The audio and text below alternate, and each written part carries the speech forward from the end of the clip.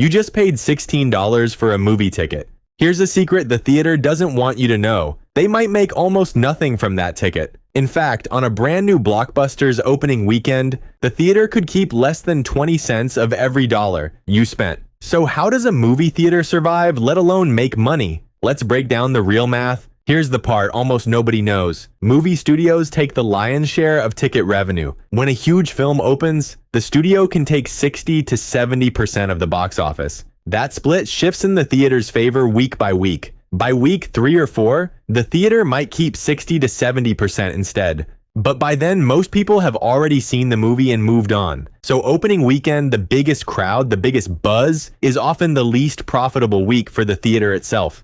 This is why theaters aren't really in the movie business. They're in the popcorn business. Walk up to the concession stand and the math flips completely. A bag of popcorn costs the theater pennies to make. It sells for $8, $9, sometimes more dollars. Margins on concessions routinely run 85 to 90%. That soda, that candy, that combo deal, that's where a theater's actual profit lives. Industry estimates suggest concessions alone can account for up to 40% of total profit, even though they're a smaller slice of total revenue. That's also why theaters push you toward the large popcorn for just $1 more. It's not generosity, it's the highest margin sale in the building. Now for the other side of the ledger, the costs that never stop, whether the seats are full or empty. Rent or mortgage on a large physical space. Projection and sound equipment, often costing hundreds of thousands of dollars per screen. Staffing for ticket booths, concessions, cleaning, and projection. Film licensing fees paid to studios regardless of attendance.